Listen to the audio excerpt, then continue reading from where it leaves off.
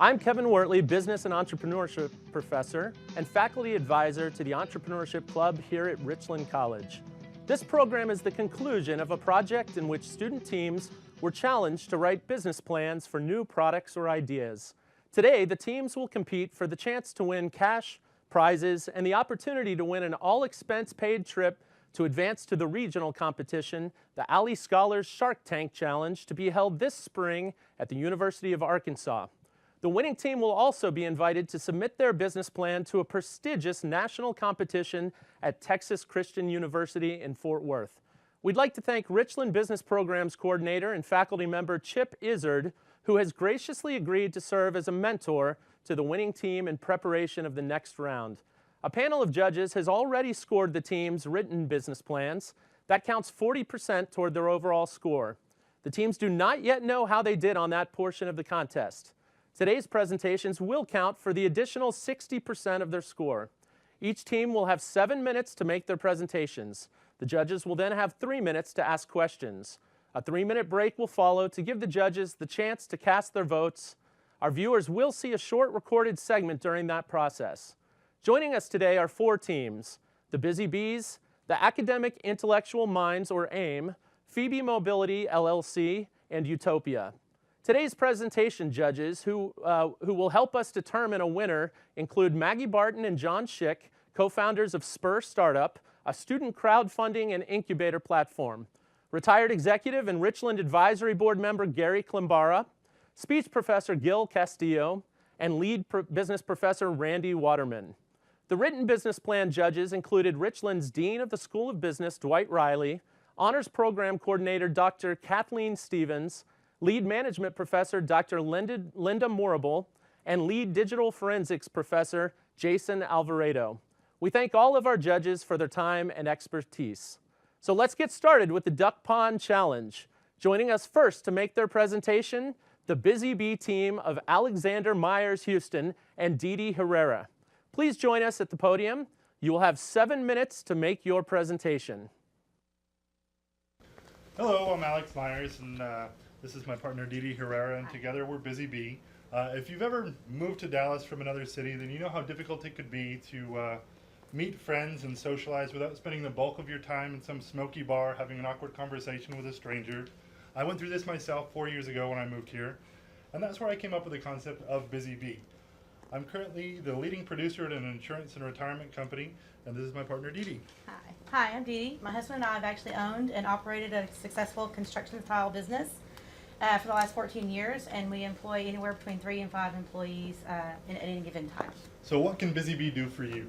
Well, we can provide a social and networking events that we host for the busy professional.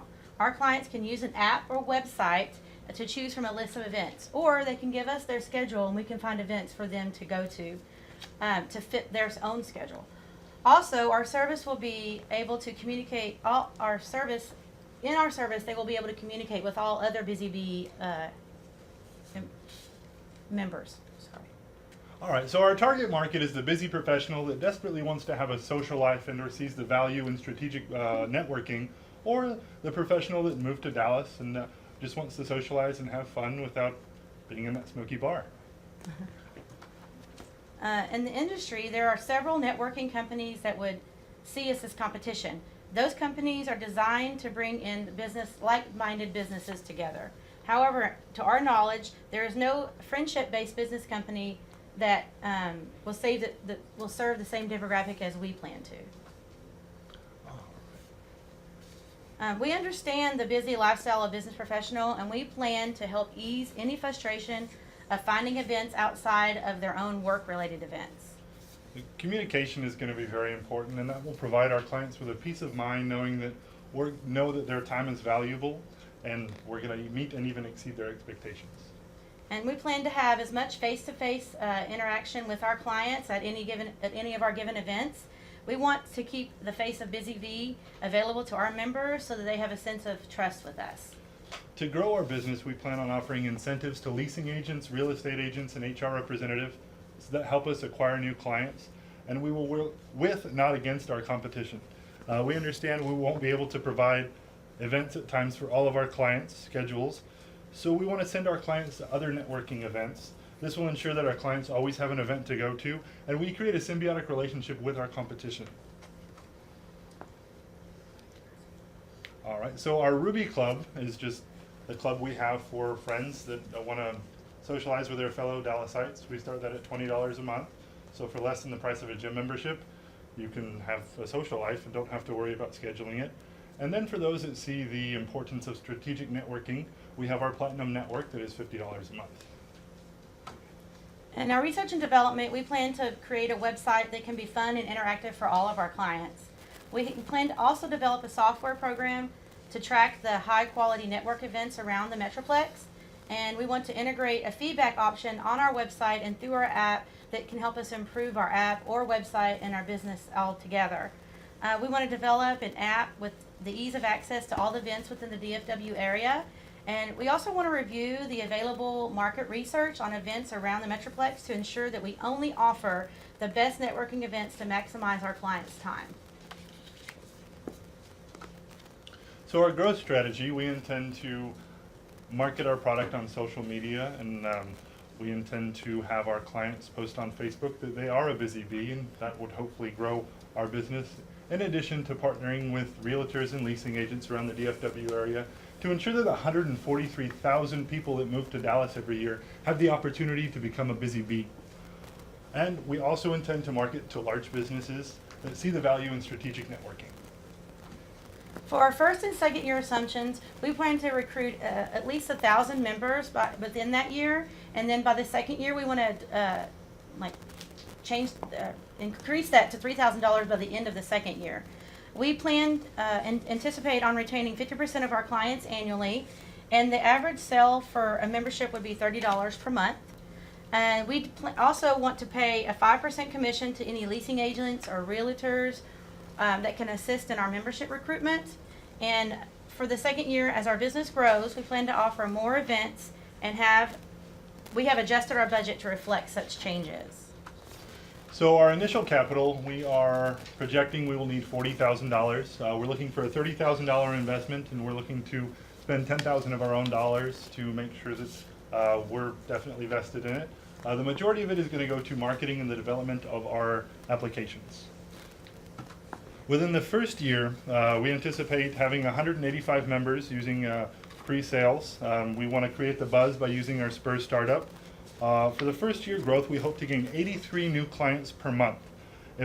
When we accomplish this, our break-even will happen in month 2. Our annual expenses will be just under $80,000. Our gross profits $200,000, and our cash flow at the end of the year would be $120,000. Year 2. Growth would be 208 clients per month. This would be accomplished by our strong network of real estate agents, leasing agents, HR representatives, along with our strong social media marketing campaigns.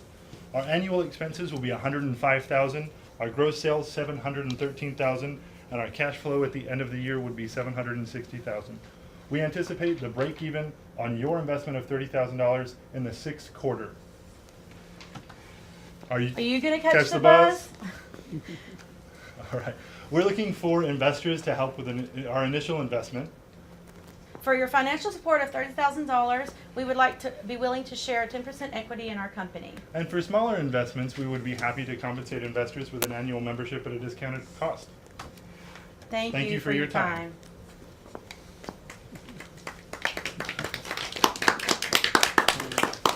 Any questions? I think I'll start. How do you plan to screen the individuals We plan on that doing you are interviews, recruiting? either through Skype or in person, to make sure that we have quality candidates that And want background to. checks, of course. Yes. Will you have any standards that you're looking for in the screening process that you that are minimum to be acceptable as an individual? Yeah, Which for our networking, you have to have a job and be looking to integrate yourself integrate within yourself some into the businesses. companies that are around the Metroplex. Yeah. It's not a job searching application, it's just to promote your business and integrate it with other businesses. Thank you. Mhm. So are you going to focus on the peer-to-peer building networking or the professional networking first? We plan to do both at the same time.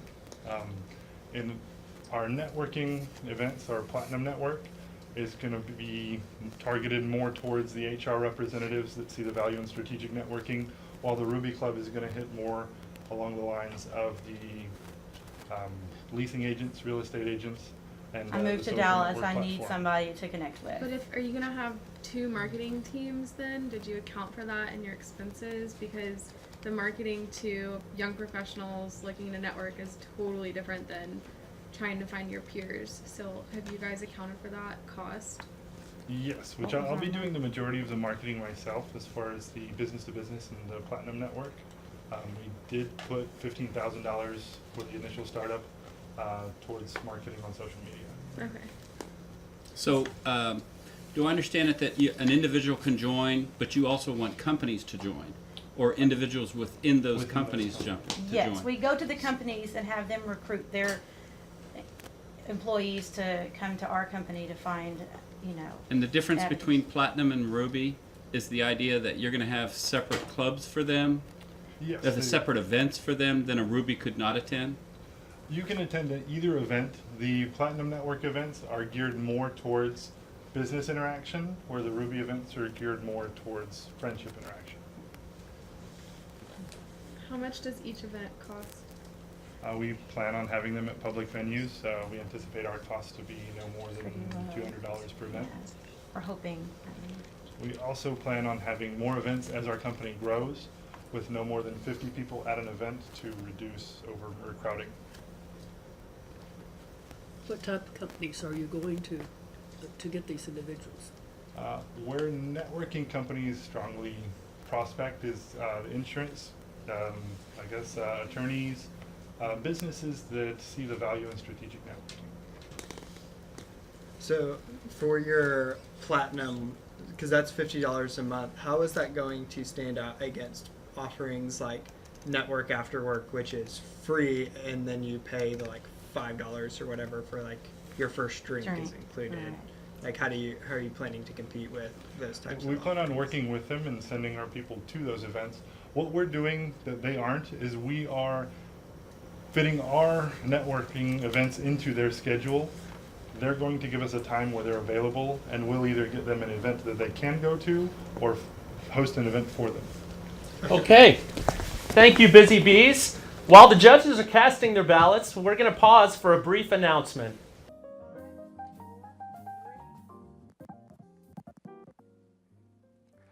Next up is Greg Solomon with Phoebe Mobility, LLC.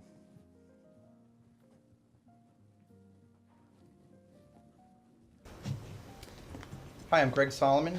I'm representing Phoebe Mobility. It's a pre-startup, so it's really at a lesser stage than the last organization. But I'll go through and explain the concept. Okay. Do we have PowerPoint working?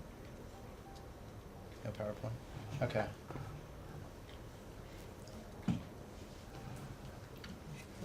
Sorry, it's the wrong PowerPoint.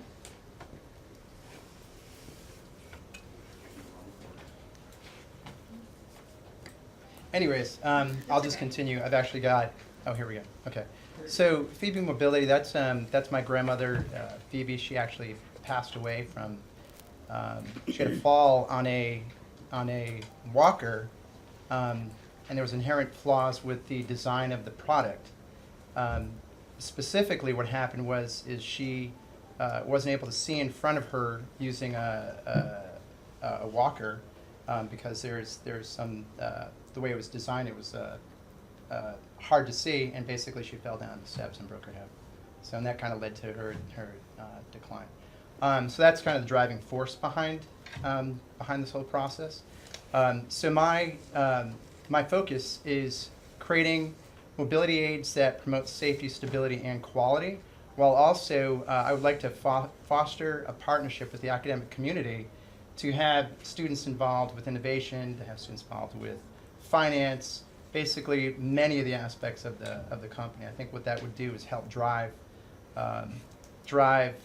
innovation. It would also help drive the lower cost initially for the company, and to provide benefit to both the institution and the organization. Okay, so I have about 20 years experience with FDA regulated companies. I was the author and did the prior art search for the patent. I was awarded a patent of the product that I'm pitching, and I was awarded that in April 2015. I've got certification. I took the ASQ CQE exam, Certified Quality Engineer, and passed that. And then there's a list of stuff that I've done. Validation engineer, quality system consultant, project management, QA, QC, regulatory activities across multiple size companies and agencies. Any future team members I would like to actually have come from the institution that I'm partnering with. Okay, so I put up some slides here for market summaries. Unfortunately, a lot of these accurate, current information cost a lot of money, so I kind of took some older stuff that I found. But you can see there's a definite positive increase in growth of mobility aid market, and that kind of reflects the population, the aging population in this country, and also a desire to maintain mobility through later years in life. This is a breakdown. The next slide shows the breakdown per device. And what you see is the pink and the blue lines indicate that the cane and the walker essentially are the leading devices in the field, and we kind of fall right in that area. This next slide just gets into some of the numbers, specifically the breakdown of the actual numbers out there. The next slide talks about the market. And again, this is old data, but it was above 300 million at the time. So as you can see, with an increased elderly population wanting more mobility, there's going to be a need for something that meets our solution, something that's specifically safe, so innovative. Also, there's the bariatric population. So as people they get bigger, they're going to need mobility aid at an earlier age. So this is the product. As you can see, what I did is, and this is again, it's a utility patent, so it doesn't represent the final design of this product, but it actually protects the intellectual property of the ideas. So my idea is you'd actually have a rolling cane with essentially tip-safe technology, and you can see there's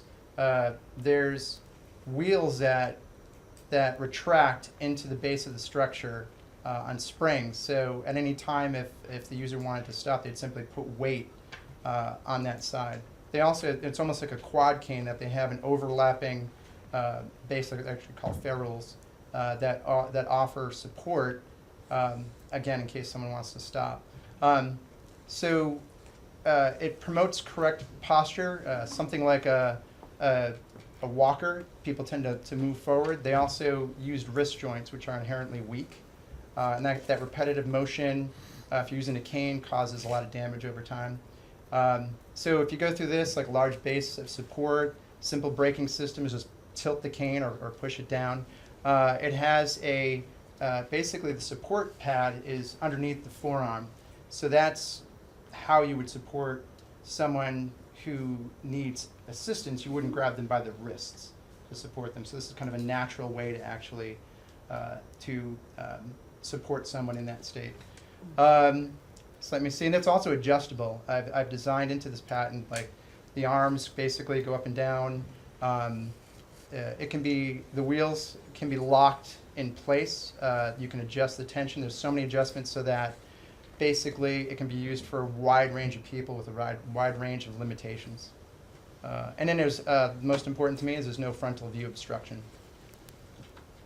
So the business opportunities, the pitch on this is to get interaction with academic community. For instance, here at Richland College, they have CAD programs, they have 3D modeling, and they have machining. All of that can be used to develop a prototype. Beyond these partnerships, essentially you could use this, or as part of the partnerships, you could use this company to shield the academic institution from liability and also share revenues. So I'm going to go through these pretty quickly. Yeah, so it's a Class 1 patent. It doesn't require FDA regulation. let's see. I won a case against the IRS, which I'll probably discuss in a question if that comes up, where you can use the engineering cost towards a patent. The competition, I would hope to actually turn the competition into partner and use the licensing down the road. 5-year goal, again, it's to link in with the academic institution to drive. Yeah, so that's basically it. Link up to academic institution. Thank you. Thank you. So let's talk about estimated price. When you look at the competition today in this market, it's a very expensive product through insurances and through medical distributors and retail stores. Right.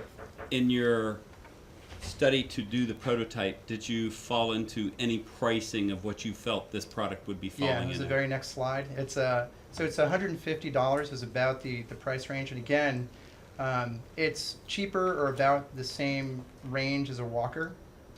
It's more expensive than a typical cane, but it actually has those innovations associated with it. So I think you're creating a new class, in my opinion, or something that would be sort of like a hybrid of the two.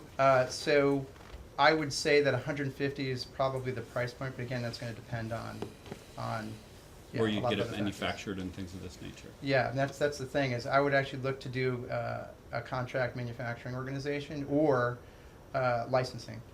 So if I had licensing, I don't have to worry about Oh, that. who cares? Yeah. This may sound like a dumb question, but do you develop a sales force to make your presentations to hospitals and nursing homes? Yeah, good question. So So a prototype development. The most important thing is I had a first round of a prototype development, but I never got the sort of all the kinks worked out. It takes many, many iterations of these devices to get a good working prototype. So the focus would be the prototype development, and then go to trade shows like it's MedTrade as one of them. So that's kind of the focus. And again, if there's a link with the academic community, you could probably even get companies like the larger distributors to come to you because they want that for PR and social media. Why the drive to universities? The drive to universities, I think personally, I think that's the future. So this is R&D. R&D cost is going to be the major thing. I mean, products such as this without R&D can be knocked off and produced for next to nothing, and you're never going to beat an Invacare or some of the other organizations out there to try to come up with something that isn't unique. So the biggest factor on this is the innovation, and that innovation comes from, in my opinion, students and institutions. So I have a question about working with the schools. What is your plan for doing that? One, to kind of protect yourself since you hold the patent, because schools, especially if you're using the resources, definitely a lot of times will like to get their hands in there. And, Yeah, I have no problem with that. Like, I'm okay. not doing this to get rich. I'm doing this to get the product out there. Okay. Yeah. So I'm more interested in the designer rather than like designing the good, designing the best mobility product out there, not being rich. I think that may, if you do what you love, it may come to that. But no, I want to do that. And I'd like to get student involvement too, because you could create a whole ecosystem of courses, and now they're doing real products that are out there. That's something that they see that's tangible, rather than, oh, we're building a, whatever it is that doesn't really mean anything after. Okay, Greg, thank you very much. Thank you so much. And now we're going to take a few minutes again for our judges to tabulate their scores, and then we'll be right back after a brief announcement while the judges cast their ballots. I developed that.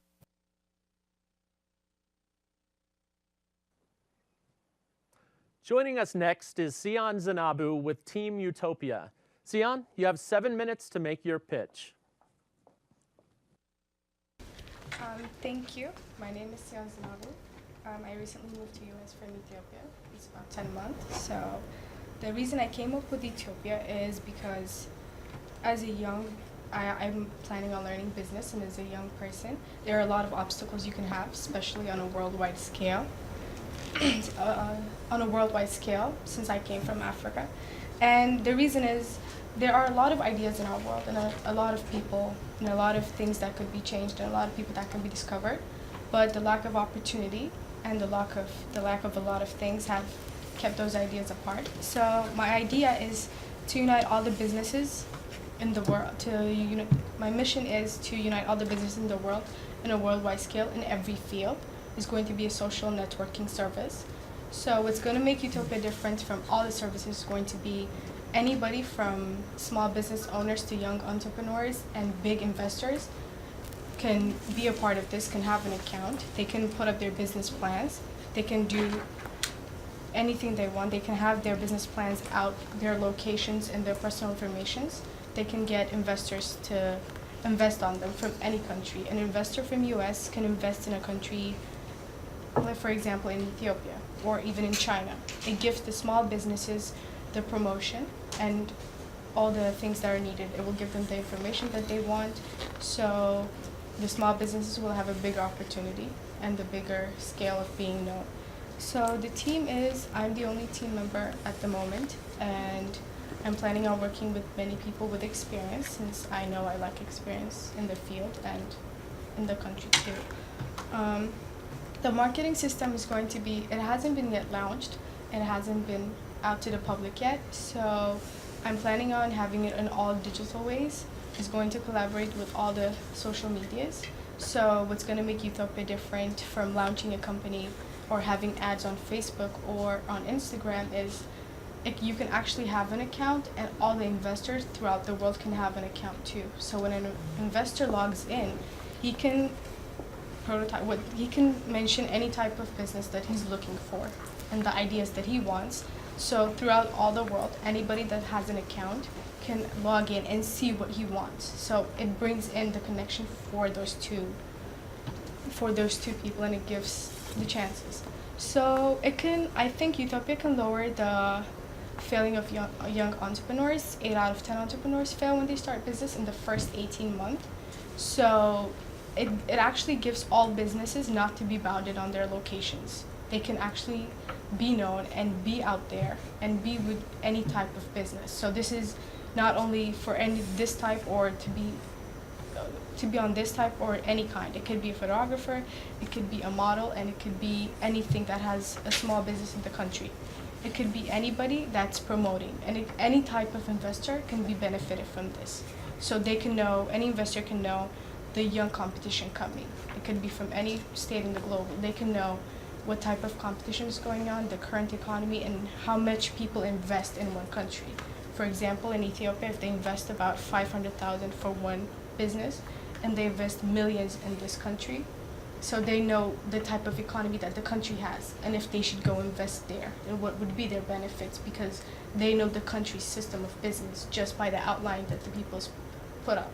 So they can know all the information that they want. The business concept is to be fully online, so it can be accessible. It's just having an account. It doesn't have any locations. I mean, of course, it will have a headquarters and everything, but anybody from anywhere can use it. It creates opportunities for people from giving them a worldwide information and data. When one company signs into this social networking, they give information about their locations, their strategies, and the type of money they're investing on it.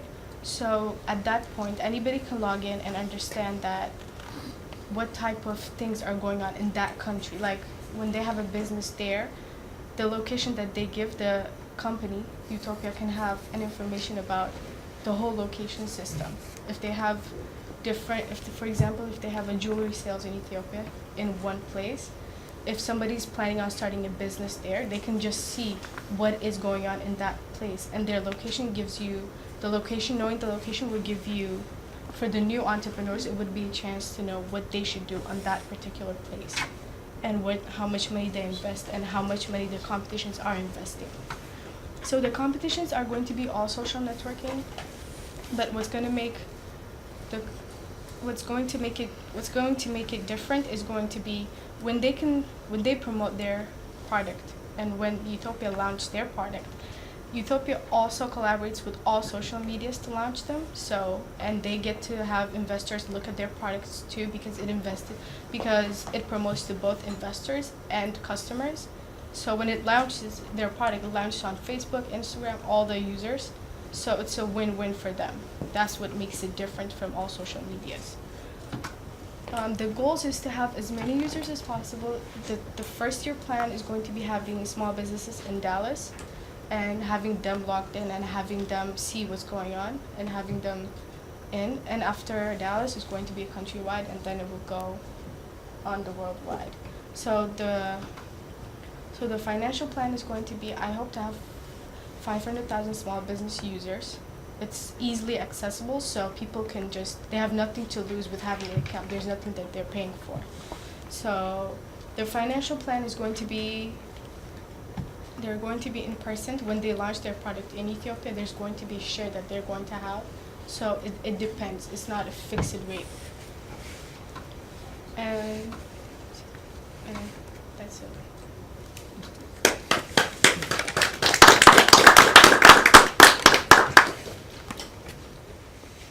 Okay. How do you protect the information? How do you protect it from someone taking that idea that the small business person has and going out and doing it on their own on your site? It's going to be protected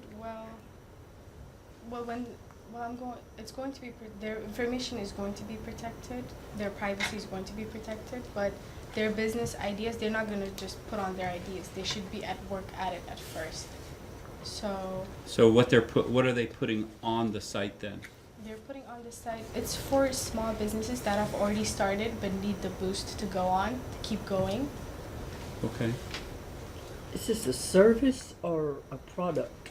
It's a or- service for people that has products, to launch their products. And But the people that are, if I had a service, would I be interested in putting it on your site yes, there might be, instead of a product? it could be a service too, because what it does is actually promote what you do and introduce you to investors that are interested in your service. If you give services, there might be other companies looking for services like that, and it promotes any type of service you're giving. Like at this location, this place in Dallas, Texas, this company gives this service. So anybody from anywhere can know that they can find that service in Dallas and that location. So the money raised is from ads. So if a small company wants to put their information up, they do it for free. If an investor wants to go in, they go in free. Yeah. You're going to generate revenue strictly from ads on your site? Yeah, from Okay. ads. Yeah. What is the difference between, I have two questions. What's the difference between you and LinkedIn? And then also, you say you want to help the businesses launch successfully and you want to encourage them and give them information to help them launch. Yeah. Where are you getting that information from?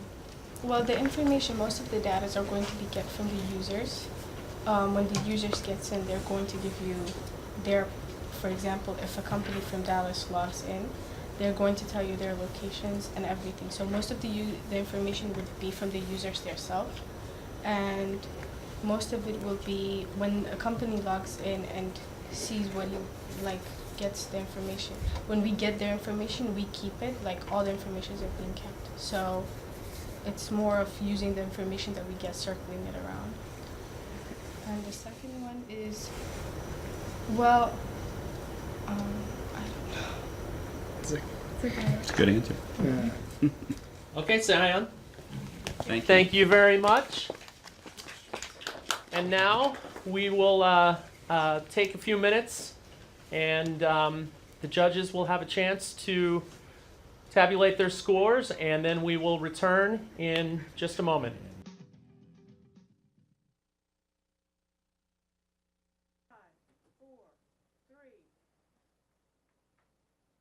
The final team today is AIM, or Academic Intellectual Minds, featuring the work of Brianna Brody. Please join us at the podium. You have 7 minutes to make your presentation. Hi, I'm Brianna Brody. My company is AIM, or Academic Intellectual Minds. AIM is a nonprofit organization that provides tutoring, college preparation, mentorship, and after-school programs for students at the elementary, middle, and high school level in the Dallas area. The goal of AIM is to improve the level of college readiness and to increase the percentage of children in the foster care system and from low-income households that enroll and graduate from college. We hope not only to be a tutoring and college preparation program, but to also be a program that enriches the lives of our students and sets them on the path for a better future wherever it may lead. Our mission statement is to achieve, inform, and motivate. At AIM, we know that a child is significantly impacted by their support system, and we hope to achieve success by making sure that we provide our students with caring, loving, and inclusive learning environment. We also inform, and our goal is to encourage youth to get a higher education and to choose a career path or academic path that is right for them, and inform them about different careers and academic paths. And we also want to motivate them, and we want to make sure our students achieve college readiness, and want to motivate them, enrich the lives of our students, and set them on a path for a better future. The team, I am the only operating officer right at this moment, but our team in the first year would be an executive director, the tutor, mentor, recruitment coordinator, fundraising and grant coordinator, youth referral coordinator, and in the oncoming years we will have office manager, secretary, bus driver. In the first year, you will see that we have an executive director, youth referral coordinator, fundraising grant coordinator, not office manager, secretary, and a bus driver. And in the oncoming years, we will add other authoritative personnel. And then that is also the salaries for the end of the years. Our markets is low income and foster care youth. Only about 50% of foster care youth receive a high school diploma. Only 10% of them enroll into college, and less than 3% of them graduate from a four-year university. About 45% of low-income youth enroll into college, and only about 22% of them graduate from college. Our market is youth that does not have access to tutoring, cannot afford tutoring, needs help with tutoring service that cater to their needs, need help with preparing for college, want more academic enrichment, or are having trouble with subjects in school, or are at risk for not graduating high school or enrolling or graduating from college. We have different markets at the elementary school level, the middle school and high school level. All are different. We have elementary, we acknowledge, we instill the knowledge that they need early, and then we instill the knowledge that they will need for middle school and high school, and then we will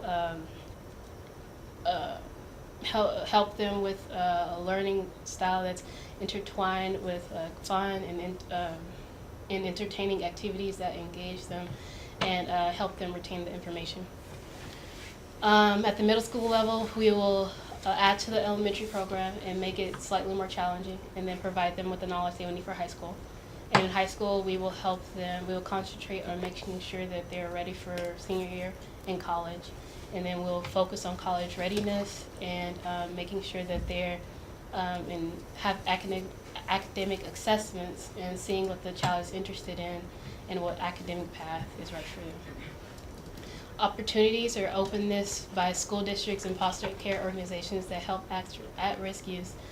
A large number of funding opportunities, opportunities available from donors and corporate entities, and a large number of granting institutions that with at-risk youth as a funding priority. Our business competition are other nonprofit organizations in the Dallas area, such as Urban League of Greater Dallas and New Horizons of North Texas. We don't want to be necessarily a competitor. We hope to partnership with them, but they are have the same market and things as us. We set ourselves apart from the competition by offering a range of programs and services, and helping them in catering to foster care and low-income youth. Some of them cater to a broad market, and yes. And so our goals and objectives are create a network of contacts, recruitment of volunteers, and developing fundraising strategies. We have different programs where individual may contribute. We have individual contributions and donations, special events, corporate giving and sponsorships, food store and partnership program, and merchandise. These are funding for year one. Corporate sponsorships are our greatest funding, and then we have individual contributions and donations and online campaign. These are some of our networking with Dallas ISD, Garland ISD, and some of the foster care organizations, which is Buckner International and Jonathan's Place. Some of our growth goals, first 3 months, hope to have 10 to 15 students. In the first year, we hope to have 25 to 35 students. And begin operations. We'll hope to have, at the end of the third year, we hope to have our own building, and second year we will going to have operate in a small office building. These are our financial plans, and yes, thank you.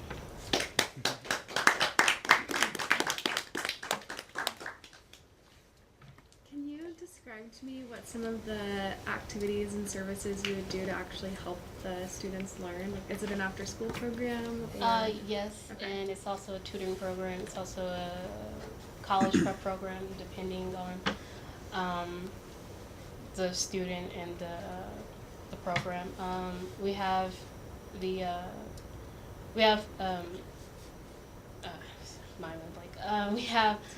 for the younger kids, we have a different program, and then we have a program for advanced children. We have a program for students who are struggling in school. We have the high school program. A lot of it is college prep, and then we also have programs for just helping, in their subjects in school. And we also plan to have in the oncoming years like activities and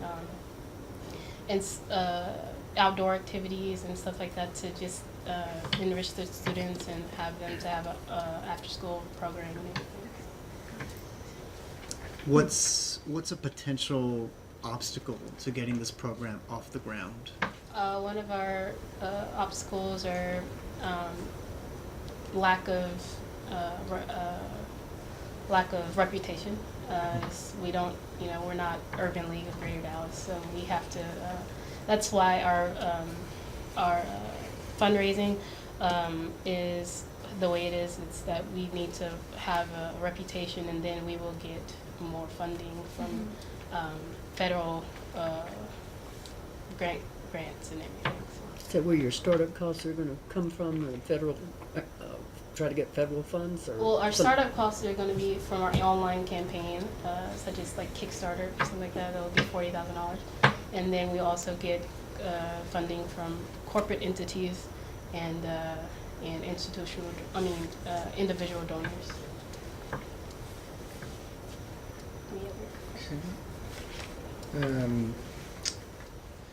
So you talked about partnering with most of your competitors, and what do you plan to provide to them in terms of like value? Like, because they already have all these different programs in place that they do. What are you going to bring to the table to say, hey, work with me, I'm going to help you in this way? Well, our foster care organizations, we want to help, have them to help them to enrich the students that they have. And then like companies like the Urban League of Greater Dallas, they have a very broad market. Like they help people, they help low-income families, they help people who are they help you pay your bills and things like that. So we want to help them to have like sort of a narrower path and help them have their students maybe partner with them, or have their students come to us and give a different enrichment or academic path or whatever they Great. need. Thank you, Brianna. Okay, the judges will now cast their final ballots. We'll be back with the winner of the Duck Pond Challenge after our break.